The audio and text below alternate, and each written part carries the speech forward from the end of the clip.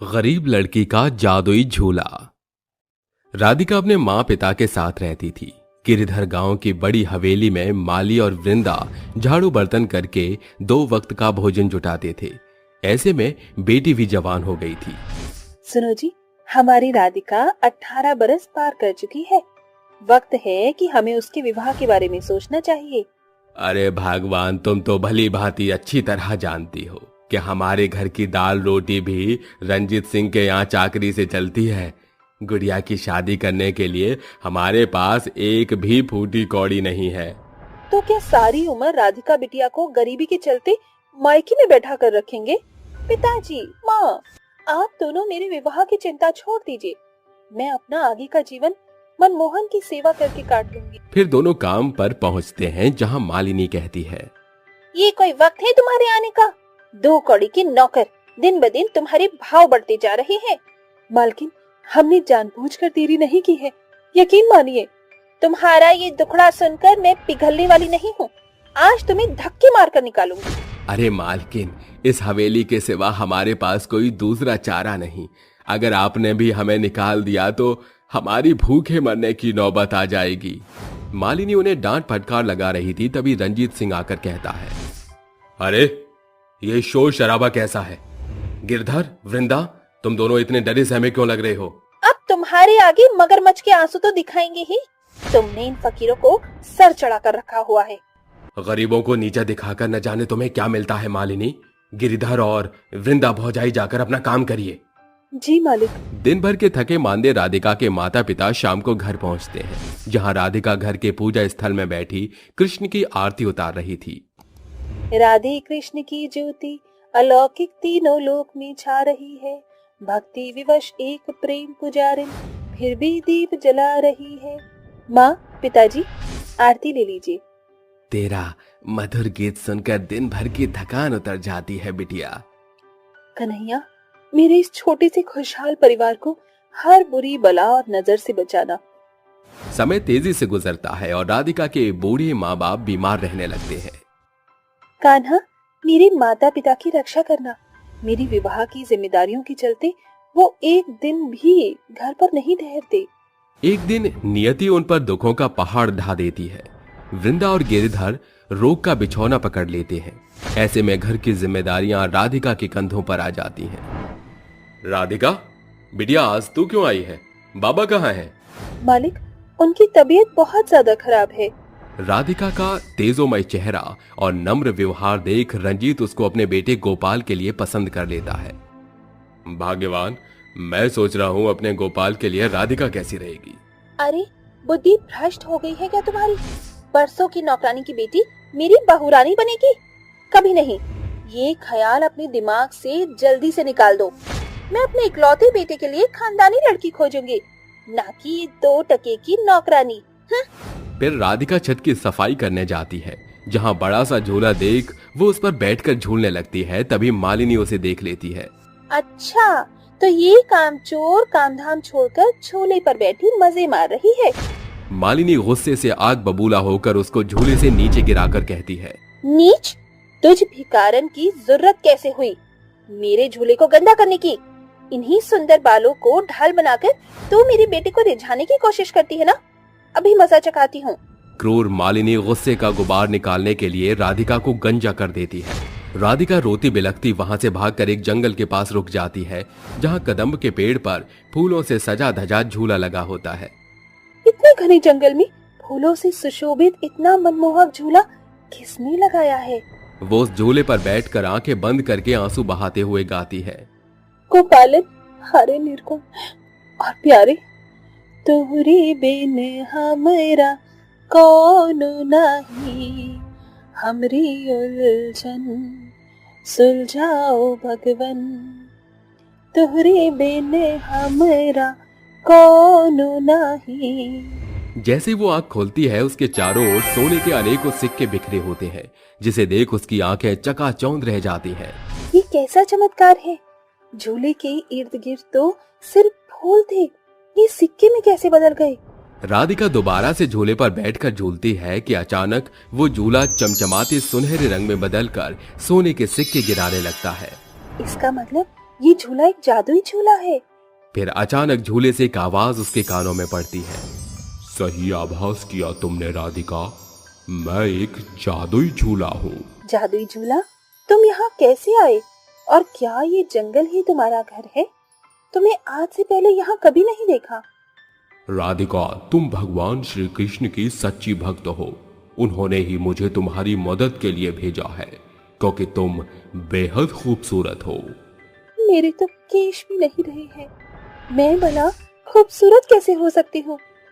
मनुष्य अपने तन से नहीं, मन से सुंदर होता है, जैसे कि तुम हो। इन सिक्कों को तुम रख लो। राधिका सिक्कों को बटोर कर कहती है। इस मदद के लिए शुक्रिया जादुई झूले।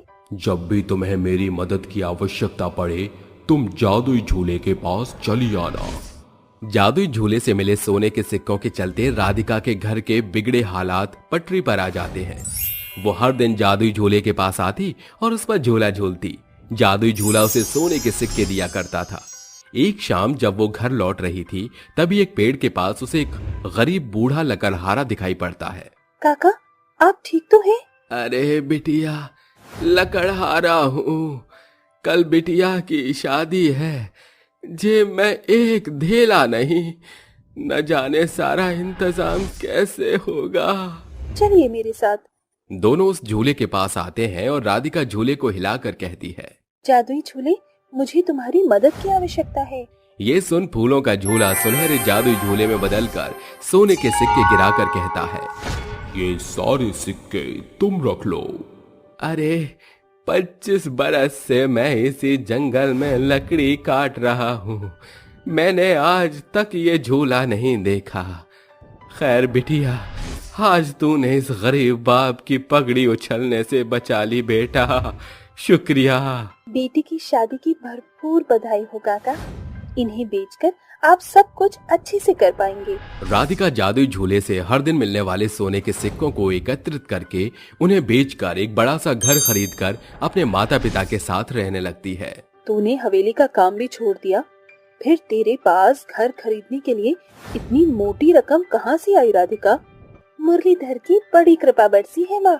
आइए मेरे संग, आपको कुछ दिखाना है। वो दोनों को लेकर उसी जंगल में पहुँचती है।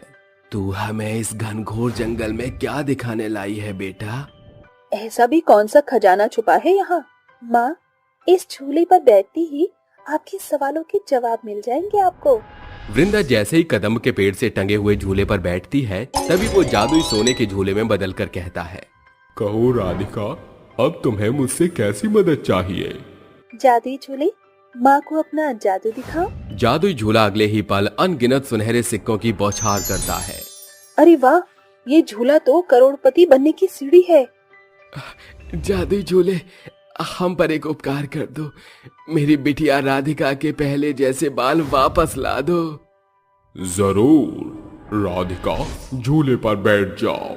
राधिका के झूले पर बैठते ही झूले में लगे जामुनी पुष्प उसके गंजे सिर पर गिरते हुए समाहित हो जाते हैं और देखते ही देखते राधिका के घुटनों तक काले चमकदार केश उग आते हैं।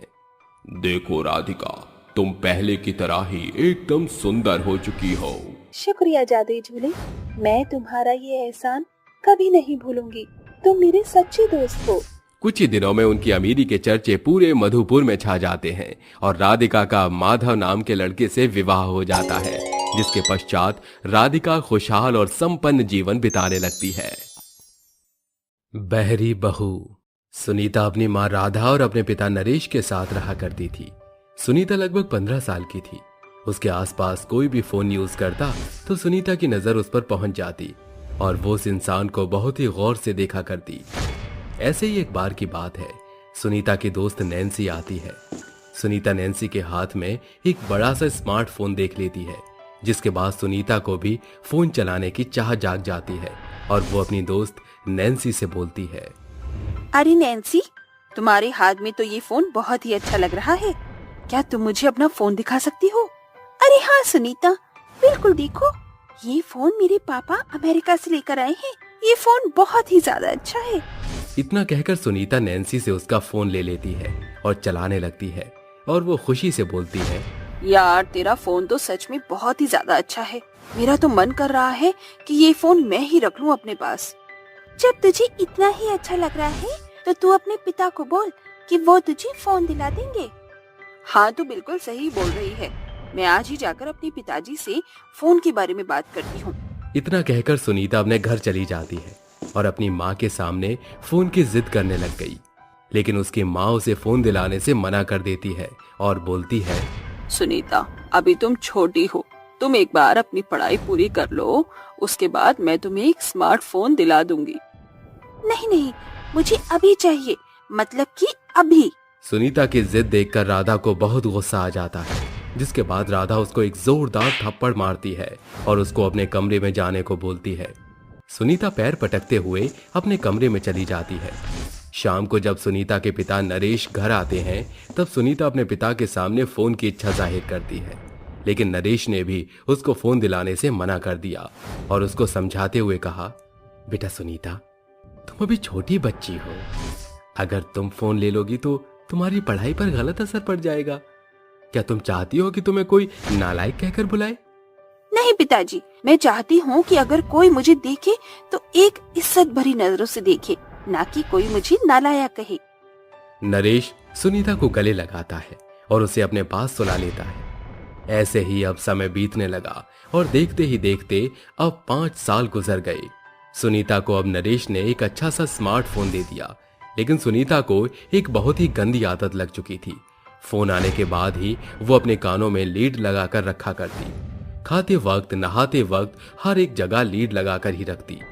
सुनीता 20 साल की हो चुकी थी। सुनीता शादी के लायक हो गई थी। ये देख राधा अपने पति नरेश को बोलती है, नरेश जी, हमारी लड़की अब बड़ी हो गई है, हमें इसके हाथ पीले कर देने चाहिए।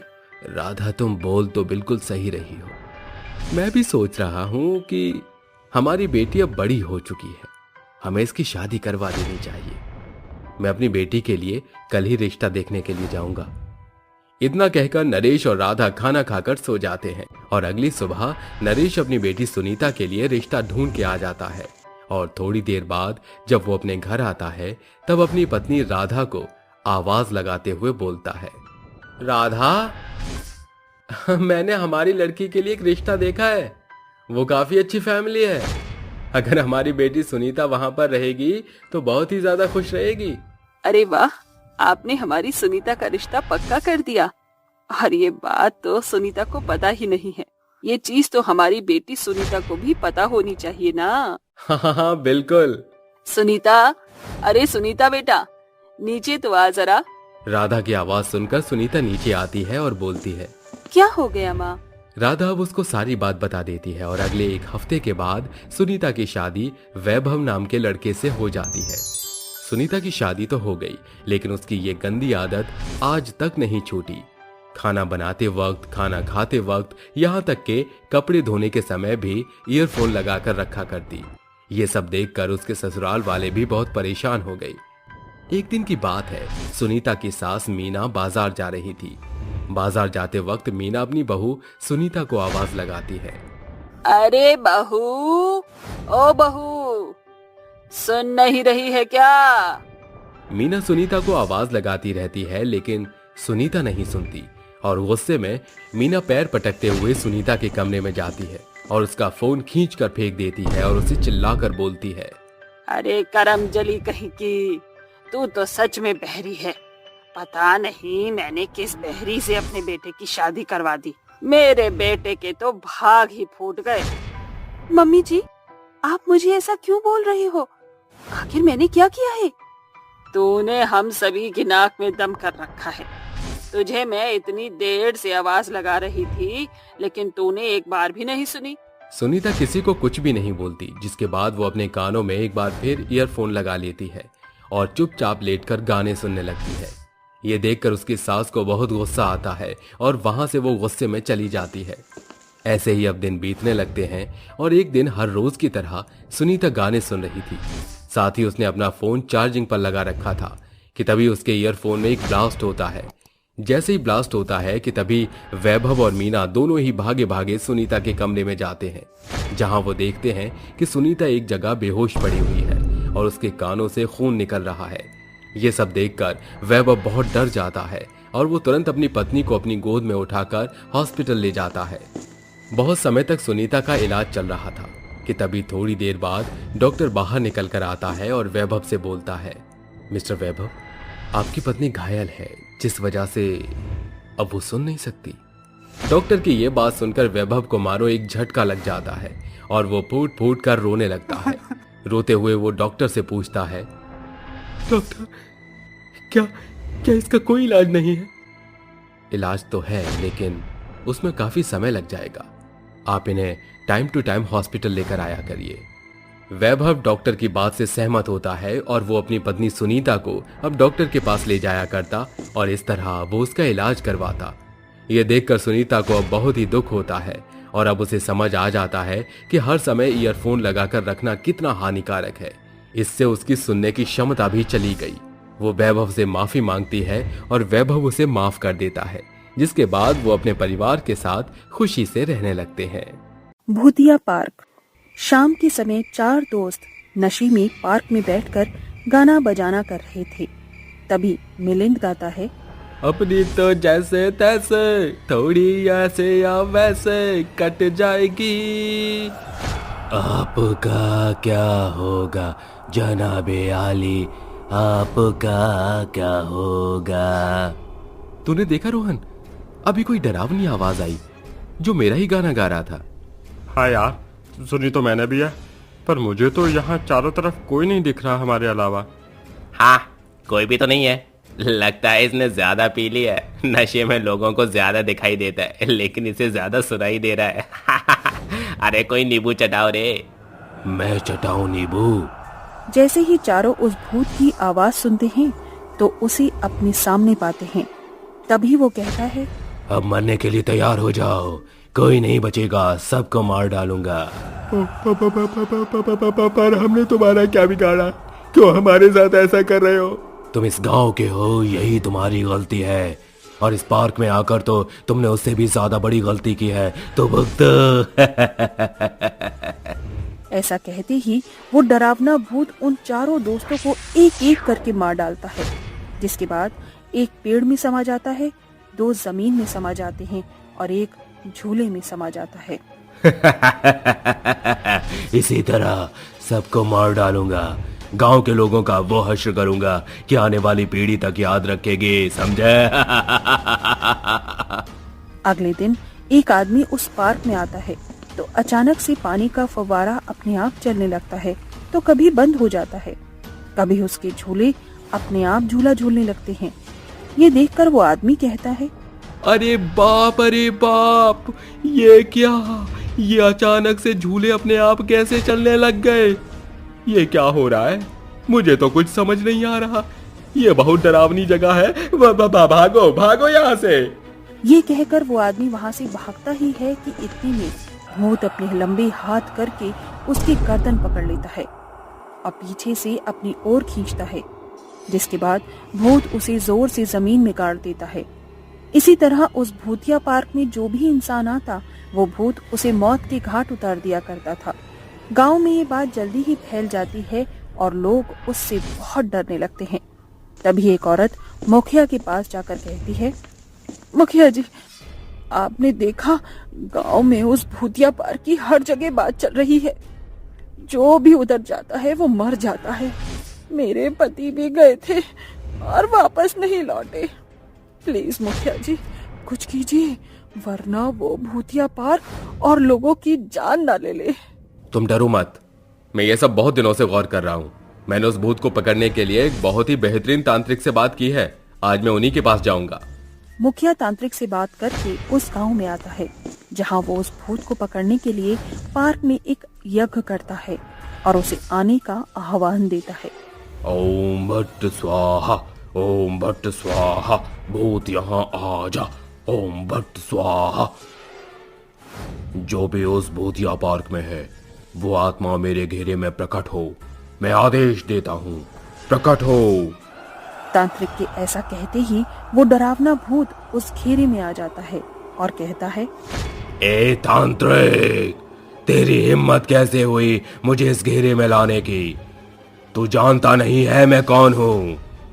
हाँ, मैं तुझे नहीं जानता, इसीलिए जल्दी से अपना इंट्रोडक्शन दे ताकि मैं तेरी कुंडली निकाल सकूं। खुद ही निकाल ले मेरी कुंडली, इतना ही शौक है तो। लगता है तू ऐसे नहीं मानेगा। इस तरह दोनों के बीच उनकी शक्ति का घमासान युद्ध होता है।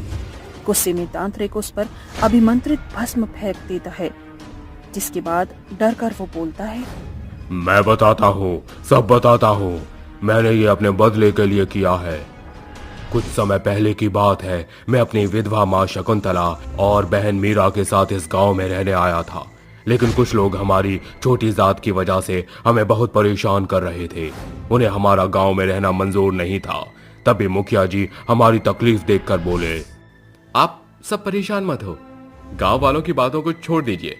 उनकी तरफ से मैं आपसे माफी मांगता हूँ। गांव में आप आराम से रह सकते हैं। आइए, मैं आपको घर दिखाता हूँ। मुखिया की बातें सुनकर तीनों अपना बोरिया बिस्तर उठाकर उसके पीछे पीछे चलते हैं, जहाँ एक छोटी सी झोपड़ी दिखाई देती है। वहीं कई दिनों तक दोनों अपना कुछ न कुछ खा पी कर वक्त गुजार देते हैं। लेकिन अगले दिन शकुंतला बहुत बीमार पड़ जाती है। उसके इलाज के लिए कन्हैया पर पैसे नहीं होते, जिसके लिए वो गांव वालों से मदद मांगते हुए कहता है, प्लीज मेरी कोई मदद करो, मेरी माँ की तबीयत बहुत खराब है, मुझे कुछ पैसे दे दो इनका इलाज कराने के लिए। कन्हैया पूरे गांव वालों से मदद की भीख मांगता है, मगर कोई उसकी एक नहीं सुनता। जैसे ही मुखिया के कानों में कन्हैया की मदद की गुहार पड़ती है, वो उसके पास आकर कहता है, कन्हैया, इस तरह तुम कब तक पैसे के लिए तड़पते रहोगे? इससे अच्छा है कि तुम मेरे पार्क के माली का काम कर लो, फिर तुम्हें ये दिक्कत कभी नहीं होगी। फिलहाल के लिए तुम ये पैसे ले लो और अपनी माँ का इलाज कराओ। शुक्रिया मुखिया जी, आप बहुत अच्छे हैं। आप हमेशा हमारी मदद करते हैं। ये कहकर कन्हैया जब तक अपनी माँ के पास जाता है, तब तक वो इस दुनिया को छोड़ चुकी होती है। कन्हैया और मीरा का बहुत बुरा हाल हो जाता है, लेकिन उसे अपनी बहन के लिए मुखिया के पार्क में माली का काम करना तो पड़ता ही है। तभी एक दिन मीरा कहती है, भैया मुझे बहुत भूख लग रही है, मुझे खाना चाहिए भैया। क्या करूं, पैसे तो बचे नहीं। जल्दी से माली का काम करके मुखिया जी से पैसे मांग लेता हूं, मीरा को खाना खिला दूंगा। मीरा काम से लौटकर तुझे खिला दूंगा, बस थोड़ा सब्र कर। ये कहकर कन्हैया घर से निकल जाता है और पार्क में माली का काम करने लगता है। काम करके कन्हैया मीरा के लिए खाना लेकर लौट ही रहा था कि गांव के 2-4 गुंडे आकर उसे छेड़ने लगते हैं। ये क्या बदतमीजी है, हटो मेरे रास्ते से। नहीं जाएंगे, बोल क्या कर लेगा? अच्छा, कहाँ ले जा रहा है? ए मुन्नू, जरा इसके हाथ से खाना तो खींच। ऐसा बोलकर वो गुंडे कन्हैया के हाथ से खाना लेकर फेंक देते हैं और उसे परेशान करने लगते हैं। तभी कन्हैया को बहुत गुस्सा आता है और वो उन सब की पिटाई करने लगता है। तभी एक लड़का पीछे से आकर उसे छुरा घोंप देता है। कन्हैया तभी मर जाता है और वो गुंडे उसी पार्क में कन्हैया के शरीर को दफना देते हैं। उसकी आत्मा वहीं भटकती है और किसी को भी उस पार्क में जिंदा बचने नहीं देती। बस इसलिए मैंने उस पार्क में आने वाले हर इंसान को मौत के घाट उतार दिया। मासूमों की जान लेकर ये तूने ठीक नहीं किया, तुझे यहाँ से जाना ही होगा। मैं नहीं जाऊंगा यहाँ से, तुझे जो करना है कर ले। तांत्रिक को पता है वो तो उसकी बात नहीं मानेगा, इसीलिए वो उसकी बहन को गांव में से उठाकर ले आता है और उसके सामने खड़ा कर देता है और कहता है, बता, क्या तू अब भी नहीं मानेगा? मीरा, मेरी बहन, कैसी है तू? ठीक तो है? आ मेरे पास। भैया, आप कहाँ चले गए थे भैया?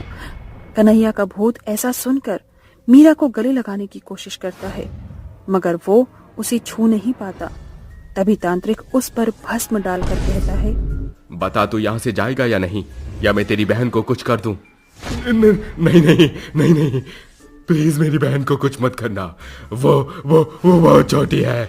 ठीक है, मैं चला जाऊंगा यहाँ से, मगर तुम्हें और गांव वालों को मुझे एक वचन देना होगा कि मेरी मीरा का हमेशा ख्याल रखोगे, उसे कभी कोई तकलीफ नहीं होनी चाहिए। जाऊंगा, मैं यहाँ से चला जाऊंगा। ठीक है, हम सब तुम्हारी बहन का ख्याल रखेंगे, उसे किसी चीज की कभी कमी नहीं होने देंगे। ठीक है मीरा, मीरा अब मुझे जाना होगा, अपना ख्याल रखना मीरा। नहीं नहीं भैया, नहीं, प्लीज मुझे छोड़कर मत जाओ, मुझे आपकी बहुत याद आती है। ऐसा कहकर कन्हैया की आत्मा उस पार्क को हमेशा हमेशा के लिए छोड़कर चली जाती है, जिसके बाद आज तक उस पार्क में कोई हादसा नहीं हुआ। 3 मुंह वाली जादुई सोने की मुर्गी। एक गांव में देव नाम का लकड़हारा अपनी पत्नी शांता और 2 बेटे ध्रुव और अर्पित के साथ रहता था। एक दिन देव जंगल में लकड़ी काटने जाता है। लकड़ी काटते हुए उसके हाथ में कुल्हाड़ी से चोट लग जाती है। देव जैसे तैसे लकड़ी काट कर घर आ जाता है। अरे कहाँ हो शांता, जल्दी बाहर आओ, बहुत दर्द हो रहा है। क्या हुआ जी? आज जंगल में लकड़ी काटते हुए मेरे हाथ में कुल्हाड़ी लग गई, बहुत चोट आई है, दर्द भी बहुत हो रहा है। शांता देव को डॉक्टर के पास लेकर जाती है और उसका इलाज करवाती है। घर आने के बाद, अब घर का गुजारा कैसे चलेगा जी? हमारा तो रोज का काम और रोज का खाना होता है। देखो, जैसे राम जी रखेंगे वैसे ही रहना होगा। अगले दिन सुबह उठकर शांता अपने दोनों बेटों को उठाती है। उठो बच्चों, आज हमें जंगल में लकड़ी लेने जाना है। तुम्हारे पापा को अभी ठीक होने में कुछ समय लगेगा। माँ, तब तक क्या हम लकड़ी काट कर बेचेंगे? हाँ बेटा, यही करना पड़ेगा, वरना भूखे मरने की नौबत आ जाएगी। शांता दोनों को लेकर जंगल में चली जाती है। जंगल में लकड़ी काटते काटते तीनों दूर चले जाते हैं। तभी अर्पित बोलता है, माँ ये देखो, ये कैसा अंडा है? दिखाओ। अरे ये अंडा तो लग तो मुर्गी का रहा है, लेकिन ये सोने के रंग का क्यों है? तभी अलट पलट कर देखते हुए अंडा शांता के हाथ से गिर जाता है। अरे माँ, ये कैसा अंडा है? ये तो गिरकर भी नहीं टूटा। बेटा, लगता है ये किसी का सोने का अंडा है। कोई जंगल से जा रहा होगा तो गिर गया होगा, लेकिन जिसका भी ये अंडा गिरा है उसका बहुत नुकसान हुआ होगा। ऐसा करते हैं, इस अंडे को यहीं रख देते हैं, क्या पता कोई इसे ढूंढते ढूंढते आ जाए और जिसका है वो ले जाएगा इसे। पर माँ, हम इसे घर ले चलते हैं, इसे बेचकर हमें बहुत सारे पैसे मिलेंगे, और वैसे भी किसी को क्या पता अंडा कौन ले गया होगा। तुम पागल हो, ऐसी बातें कभी मत सोचना, ये गलत बात है। और तीनों शाम तक वहीं बैठे रहते हैं, लेकिन उस अंडे को कोई लेने नहीं आता। हे भगवान जी, अब तो शाम हो गई है, इस अंडे का मालिक अभी तक नहीं आया। अब मैं क्या करूं? आप ही मेरी मदद करिए। तभी उसके सामने एक सोने जैसी मुर्गी आती है। अरे, ये सोने जैसी मुर्गी हो ना हो ये अंडा इसी का है। ये ले मुर्गी, तुझे देख के लगता है ये अंडा तेरा है। ले अपना अंडा, हम तो चले अपने घर। ये अंडा तुम्हारा ही है। मुर्गी होकर बोल कैसे सकती हो तुम? मैं जादुई सोने की मुर्गी हूँ। मैं तुम्हारी ईमानदारी से बहुत खुश हूँ और मैं तुम्हें कुछ देना चाहती हूँ। तभी उस मुर्गी के 3 मुंह बन जाते हैं और एक मुंह से पैसे और दूसरे से हीरे और तीसरे मुंह से खाना निकलने लगता है, और उसके अलावा वो उन्हें सोने के अंडे भी देती है। ये लो, ये सब तुम्हारा, और आज से मैं तुम सबके साथ ही रहूंगी। शांता वो सब लेकर घर आ जाती है और अपने पति के आगे सब रख देती है। अरे शांता, तुम ये सब कहाँ से लाई हो? शांता देव को सारी बात बताती है। ये तो भगवान का बहुत बड़ा चमत्कार है। चलो तुम खाना डालो, बहुत तेज भूख लगी है। सब मिलकर खाना खाते हैं और उस दिन सब खुशी खुशी सो जाते हैं। अगले दिन, चलो बच्चों, हम अपनी जादुई सोने की मुर्गी के लिए घर बनाते हैं। और दोनों बच्चे और शांता मुर्गी का घर बनाने लगते हैं। तभी वहाँ पड़ोसी चंदू आ जाता है। अरे शांता भाभी, ये क्या बना रही हो? अपनी मुर्गी का घर बना रही हूँ। ये मुर्गी कब ले आए आप लोग? आज ही लाई हूँ, अब हमें काम करने दो, आप भी अपना काम कर लीजिए। और शांता मुर्गी का घर बना देती है और मुर्गी उसमें आराम से रहने लगती है। एक दिन सुबह उठते ही ध्रुव बोलता है, माँ, आज बहुत सर में दर्द है और बदन भी बहुत दुख रहा है। पहले तो शांता को लगता है मामूली सा बुखार है, लेकिन दोपहर होते ही ध्रुव की हालत बहुत खराब हो जाती है। ध्रुव की हालत तो बहुत खराब होती जा रही है, इसे जल्दी से हॉस्पिटल लेकर जाना पड़ेगा। पता नहीं क्या होता जा रहा है मेरे बच्चे को। मैं जल्दी से जाकर अपनी सोने की मुर्गी से कुछ मदद मांगती हूँ, फिर इसे शहर के अच्छे हॉस्पिटल में लेकर जाऊंगी। शांता जल्दी से जादुई सोने की मुर्गी के पास जाती है। हे जादुई सोने की मुर्गी, मेरे बेटे की तबीयत बहुत खराब है, उसे हॉस्पिटल लेकर जाना है, हमारी मदद करो। तभी सोने की मुर्गी के 3 मुंह निकल जाते हैं। एक से हीरे, दूसरे से पैसे और तीसरे से खाना निकलने लगता है और साथ में मुर्गी सोने के अंडे भी देती है। ये लो पैसे, आप इसे हॉस्पिटल लेकर जाइए और पैसे कम पड़े तो ये सब बेच देंगे, लेकिन मेरे ध्रुव को कुछ नहीं होना चाहिए। और आप कुछ खाने को भी ले लेना अगर रास्ते में भूख लगे तो। देव ध्रुव को लेकर शहर के हॉस्पिटल चला जाता है। वहीं शांता अपने बेटे अर्पित से बोलती है, बेटा ये खाना बेकार हो जाएगा, तू आसपास में जाकर दे आ, किसी के मुंह तो लगेगा। अर्पित पड़ोस में खाना देने जाता है। अर्पित को खाना बांटते देख एक औरत बोलती है, अजीब औरत है, लड़का बीमार पड़ा है और इसे दावत करने की सूझ रही है। देखो तो भला खाने में क्या क्या पकाया है इस औरत ने। अरे इसका खाना कोई मत लेना, पता नहीं क्या बीमारी होगी इसके लड़के को, कभी वो बीमारी हमारे बच्चे को भी ना लग जाए। सब अर्पित को डांट कर भगा देते हैं। अर्पित रोता रोता अपनी माँ के पास आकर सारी बात बता देता है। कोई बात नहीं बेटा, वो भी गलत नहीं है। जैसे मुझे मेरे बच्चे की चिंता है, वैसे ही उन्हें भी अपने बच्चों की चिंता है। तुम ये खाना बाहर रख दो, अभी गाय आएगी तो खा लेगी इसे। और अर्पित ऐसा ही करता है। ऐसे ही कुछ दिन बीत जाते हैं और कुछ ही दिनों में ध्रुव ठीक होकर घर आ जाता है और सब ठीक हो जाता है। तभी एक दिन पड़ोस की कुछ औरतें शांता के पास आती हैं। शांता बहन, तुमने अपने बेटे का इलाज कहाँ से करवाया? हमारे सबके बच्चे भी बहुत बीमार हैं, उन्हें भी ध्रुव के जैसा ही महसूस हो रहा है। शांता उन्हें शहर के हॉस्पिटल के बारे में बताती है। तभी एक औरत बोलती है, अरे बहन, वो तो बहुत महंगा हॉस्पिटल है, वहाँ इलाज करवाना हमारे बस की कहाँ। और सभी अपने बच्चों का सोचकर रोने लगते हैं। अरे अरे, रोती क्यों हो तुम लोग?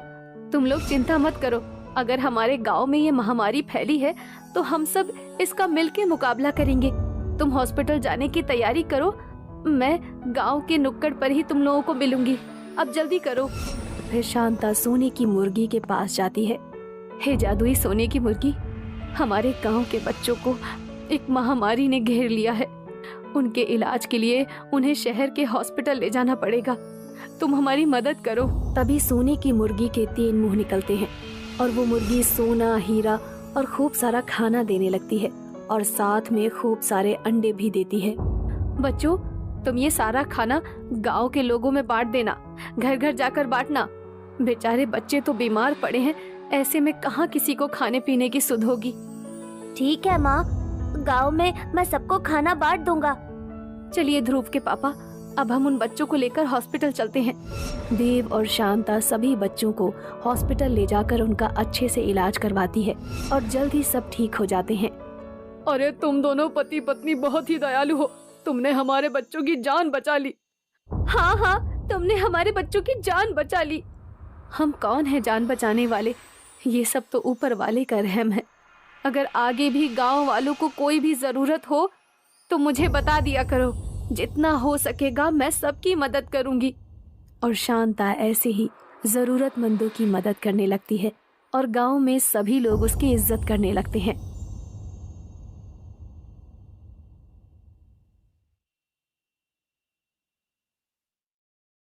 घमंडी बहू।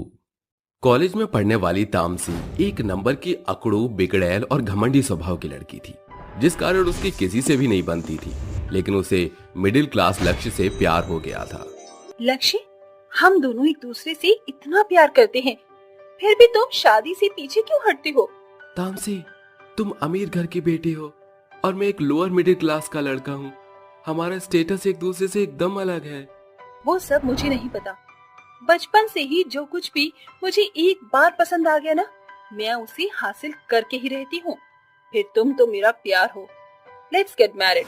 दोनों का परिवार आपसी सहमति से उनकी शादी करा देते हैं और तामसी अपने ससुराल आ जाती है। और फिर शादी की रात लक्ष्य उसको गले लगाकर कहता है, आखिर आज हमारा प्यार मुकम्मल हो ही गया। लक्ष्य दूर हटो। उफ, कितनी गर्मी है यहाँ। प्लीज एसी ऑन कर दो ना। सॉरी बेबी, तुम्हारे घर की तरह यहाँ एसी नहीं है। कूलर तो होगा एटलीस्ट, वही चला दो। कूलर भी नहीं है। ना एसी है ना कूलर, फिर है क्या इस गरीब खाने में? मैं जो हूँ तुम्हें प्यार करने वाला, बाहर देखो, ये चांदनी रात, इस खिड़की से आने वाली हवा के सामने एसी की हवा भी फीकी है। यहाँ गर्मी से मेरी जान जा रही है और तुम ही ये फिल्मी डायलॉग सोच रहे हैं। तामसी का घमंडी बर्ताव देख लक्ष्य बाहर चला जाता है और सवेरे घंटी की आवाज सुन वो कहती है, उफ, ये टन की आवाज तो मुझे सोने ही नहीं देगी। ब्लडी गवार कहेंगे। फिर वो गुस्से से बाहर आकर जोर से चीख कर कहती है, आई सेड स्टॉप इट। अरे देवरानी जी, ये कैसे अटपटे से कपड़े पहनकर बाहर आ गई हो? क्यों, क्या खराबी है मेरे कपड़ों में? मैं शहर में पली बड़ी हूँ और अमीर घर की बेटी हूँ। होगी तू अमीर घर की बेटी, लेकिन अब तू इस घर की बहू है। शर्म नहीं आ रही जो ये आधे अधूरे कपड़े पहनकर ससुर और जेठ के सामने खड़ी है? आप होती कौन है मुझे जज करने वाली? बहू, ये घमंडी स्वभाव नहीं चलेगा। तुझे बड़ी बहू की तरह रहन सहन सीखना होगा। तुम देहातियों की यही प्रॉब्लम है, हर चीज में रोक टोक। तामसी अपना घमंडी स्वरूप दिखाकर पांव पटकती हुई कमरे में आकर कहती है, लक्ष्य उठो। क्या हुआ बेबी, किस पर बरस कर आ रही हो? अब हम यहाँ और नहीं रहेंगे, चलो मेरे साथ। तुम रुक क्यों गए? तामसी शांत हो जाओ। मुझे तुम्हारी जॉइंट फैमिली में नहीं रहना। मेरे पापा शहर के सबसे रिच इंसान हैं, हम वहीं रह लेंगे। तुम चाहती हो कि मैं सारी जिंदगी घर जमाई बनकर गुजारूं? मैं नहीं जानती थी कि तुमसे शादी करके मेरी जिंदगी जहन्नुम बन जाएगी। लक्ष्य उसके घमंड से ऊब कर बाहर चला जाता है और जानकी कहती है, लक्ष्य, तूने एक बार भी हमको ये बताया क्यों नहीं कि बहू इतनी घमंडी है? दरवाजे पर खड़ी तामसी ये सब कुछ सुन लेती है और कहती है, मुझे घमंडी कहने की इतनी हिम्मत कैसे हुई?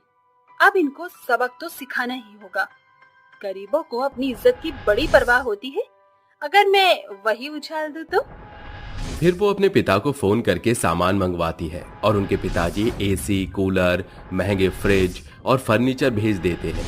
जहां सतपाल कहता है, बहू, किससे पूछकर तूने ये सामान मंगवाया है? ससुर जी, अब इसमें पूछने की क्या बात है?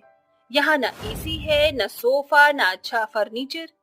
इसीलिए ये सब कुछ मैंने अपनी जरूरत के लिए मंगवाया है। वैसे भी मेरे डैडी करोड़पति हैं और मैं उनकी इकलौती बेटी। ये बाल ऐसे ही सफेद नहीं हुए। मैं अच्छी तरह जानता हूँ कि तुमने ये सब कुछ हमें नीचा दिखाने के लिए मंगवाया है। अरे वाह ससुर जी, आप तो बड़े ही समझदार निकले। ये सुनकर सतपाल की आंखों में आंसू आ जाते हैं। तभी माधवी कहती है, इतने सालों में पहली बार ससुर जी की आंखों में आंसू देखे हैं, वो भी सिर्फ तुम्हारे कारण। इतना घमंड अच्छा नहीं। अगर ये मेलोड्रामा खत्म हो गया हो तो मैं मेरे कमरे में जा रही हूँ। ऐसा कहकर सभी अपने अपने कमरे में चले जाते हैं। ऐसे ही कई दिन गुजर जाते हैं और एक दिन अचानक से चिंकी उसके कमरे में आकर कहती है, अरे वाह चाची, आपका कमरा तो बड़ा ही सुंदर है। तुम्हारी हिम्मत कैसे हुई बिना मेरे परमिशन के यहाँ कदम रखने की? निकलो यहाँ से। घमंडी तामसी उसे धक्का दे देती है। तभी रोहित कहता है, एक नन्ही सी बच्ची ने ऐसा क्या ले लिया तुम्हारा जो उसे ऐसे धकेल रही हो? आपकी हिम्मत कैसे हुई मुझसे ऊंचे लहजे में बात करने की? तुम घमंडी के साथ साथ बदतमीज और पढ़ी लिखी गवार हो जिसे रिश्तों का मोल नहीं पता। रोहित गुस्से में वहां से चला जाता है। अगले दिन वो अपने कमरे में आराम फरमा रही थी। तभी माधवी उसका दरवाजा खटखटाकर कहती है, तामसी, मैंने रसोई घर में कुकर में दाल चढ़ा रखी है। 2 सीटी लगते ही गैस बंद कर देना। मैं चिंकी को स्कूल छोड़ने जा रही हूँ। घमंड से भरी तामसी जानबूझकर उसकी बात को अनसुना करके कहती है, मैं क्यों भला नौकरों की तरह काम करूं? जिसका काम है वो खुद करे। किचन से आ रही लगातार सीटी की आवाज बढ़ती जा रही थी। तभी माधवी कहती है, घमंडी के साथ तुम बहरी भी हो। मैंने 2 सीटी लगते ही गैस बंद करने को कहा था। तुम्हारी लापरवाही के कारण आज किचन में आग लग जाती। जिठानी जी, बेमतलब पारा चढ़ाने का कोई फायदा नहीं है। हो सकता है मैंने आपकी बात सुनी ही ना हो। रहने दे बड़ी बहू, ये घमंडी अपनी हरकतों से बाज नहीं आने वाली। ये सुनकर तामसी गुस्से से आग बबूला होकर कहती है, इन्हें छोटी मोटी बेइज्जती का कोई फर्क नहीं पड़ता।